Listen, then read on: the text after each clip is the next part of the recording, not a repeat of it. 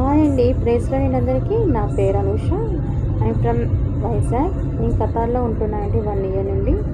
ఈరోజు మీకు మేము ఖతార్లోని రిలీజియస్ కాంప్లెక్స్ చూపించబోతున్నానండి. రిలీజియస్ కాంప్లెక్స్ అంటే అన్ని రిలీజియన్స్ కాదండి, ఓన్లీ మన క్రిస్టియన్స్ కోసం ఇక్కడ ఖతార్ గవర్నమెంట్ వాళ్ళు మనకు ఒక ప్లేస్ ఇచ్చారండి. ప్లేస్ అంటే చిన్న ప్లేస్ కదండి, చాలా చాలా చాలా పెద్ద ప్లేస్ అండి. అంత పెద్ద ప్లేస్ మనకి ఇచ్చారండి ఒక చర్చ్ స్టార్ట్ చేసుకోవడానికి. ఇక్కడ ఫస్ట్ చర్చ్ ఏంటంటే క్యాథలిక్ చర్చ్ స్టార్ట్ చేసేయండి. తర్వాత దాని చుట్టూ చాలా డినామినేషన్స్ వచ్చాయండి. చాలా చాలా చర్చెస్ ఉంటాయండి. ఇదేంటి కార్ పార్కింగ్ ఏరియా అండి. కార్ పార్కింగ్ ఏరియా చాలా పెద్దదండి. మనం అంత పెద్ద కార్ పార్కింగ్ ఏరియా కూడా కార్ పార్కింగ్ చేసుకోవడానికి టైం పడుతుందండి. ఎందుకంటే ఫ్రైడే సండేస్ అందరూ చాలామంది వస్తుంటారండి.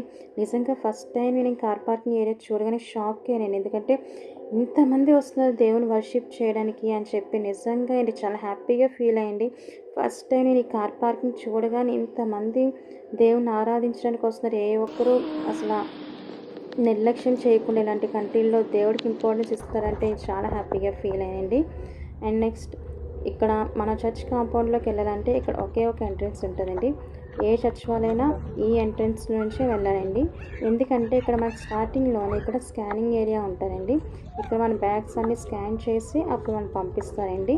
చూసారు కదండి, అన్ని కంట్రీస్ వాళ్ళు వస్తున్నారు ఇక్కడికి. ఈవెన్ ఫ్రైడేస్ సాటర్డేస్ ఇక్కడ అప్పుడప్పుడు థర్స్డేస్ ట్యూస్డేస్ కూడా చర్చెస్ జరుగుతాయండి. అప్పుడు కూడా అందరూ వస్తుంటారండి. డ్యూటీలు చూసుకొని మరీ చర్చ్కి వస్తుంటారండి. నిజంగా ఈ కంట్రీలో దేవునికి అంత ఇంపార్టెన్స్ ఇస్తున్నారంటే రియల్లీ అసలు ఐ ఫెల్ సో హ్యాపీ అండి. ఇదేనండి స్కానింగ్ ఏరియా అని చెప్పాను కదా, ఇక్కడ మన బ్యాగ్స్ అన్నీ స్కాన్ చేసి అప్పుడు మనం బయటికి పంపిస్తామండి. చాలా ఫుల్ సెక్యూరిటీ అండి ఇక్కడ. చూడండి,